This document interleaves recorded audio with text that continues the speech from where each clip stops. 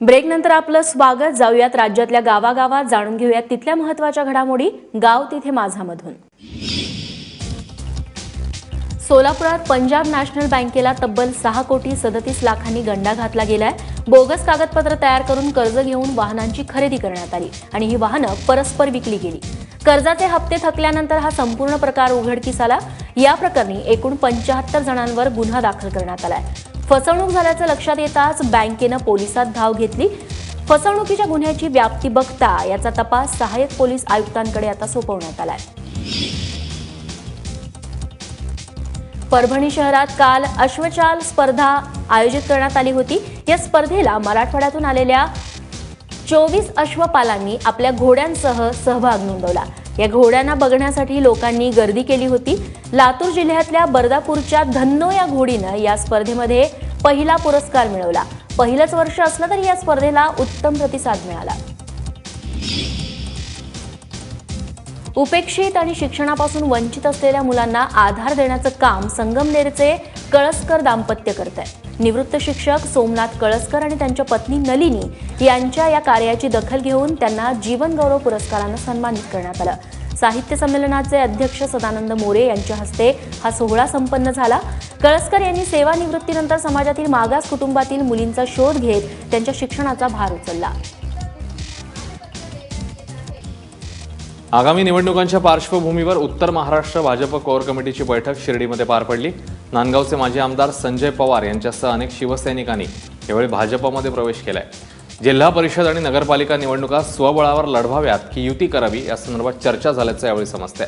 या बैठकीला मुख्यमंत्री देवेंद्र फडणवीस, प्रदेशाध्यक्ष रावसाहेब दानवे, केंद्रीय मंत्री सुरेश भामरे, जलसंपदा मंत्री गिरीश महाजन आणि माजी प्रदेशाध्यक्ष एकनाथ खडसे उपस्थित होते.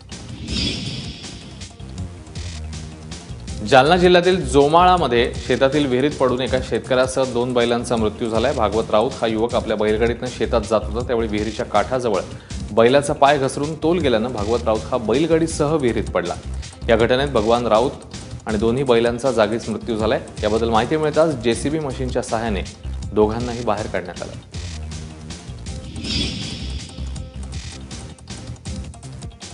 वाशिम जिल्ह्यात मंगळुरूपीरमध्ये एका 25 वर्षीय विवाहितेची हत्या करण्यात आली आहे. शहरातील सोनखास भागात राहणाऱ्या सीमा हिरे आपल्या 2 मुलांसह पतीपासून वेगळी राहत होती. मात्र तिच्या शेजारी राहणारा देवराव सोनाने तिला त्रास देत होता. त्या आधारे पोलिसांनी त्याच्यावर खुनाचा गुन्हा नोंदवलाय.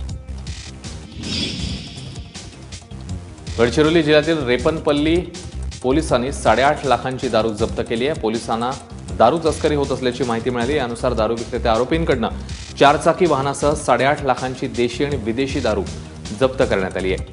याशिवाय दानिश पठाण, दीपक मसराम आणि अहमद अनवर या तिघांनाही अटक झाली आहे.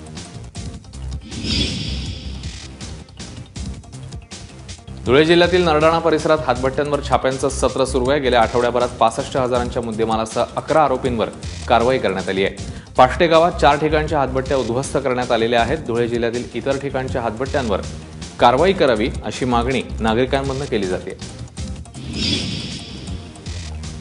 इंदापूरमध्ये मुस्लिम हक्क संघर्ष समितीच्या वतीने मुस्लिम आरक्षण परिषदेचं आयोजन करण्यात आलेलं होतं.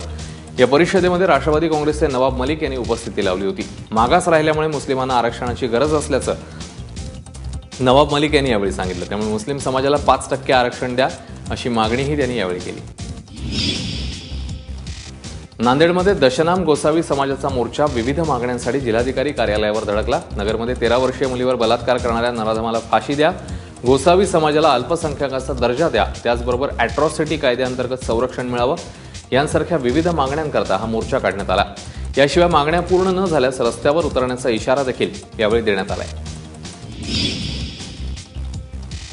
वाशिम जिल्ह्यामध्ये येत्या 27 नोव्हेंबरला 3 नगर परिषदांच्या निवडणुका होत आहेत. त्यानुसार आता इच्छुक उमेदवारांच्या मुलाखतीला सुरुवात झाली आहे. वाशिम, कारंजा आणि मंगळुरूपीर या नगर परिषदांचे उमेदवारी अर्ज भरायला सुरुवात होणार आहे. तर 24 नोव्हेंबरपासून जिल्ह्यातील 3 नगरपालिकांच्या उमेदवारांचे अर्ज स्वीकारण्यास सुरुवात होणार आहे. धुळ्यातील ग्राहकांनी चायनीज वस्तूंवर बहिष्कार टाकलाय आणि स्वदेशीच वस्तू घेऊ असा निर्धार केलाय. स्वदेशी बनावटीच्या विविध प्रकारांच्या विद्युत माळा, आकाशकंदील, पणत्या यांना ग्राहक पसंती देत आहेत. तसंच चीनचा निषेध म्हणून नागरिकांनी चीनचा ध्वज जाळला आणि त्यासोबतच चायनीज वस्तूंची होळी देखील केली आहे.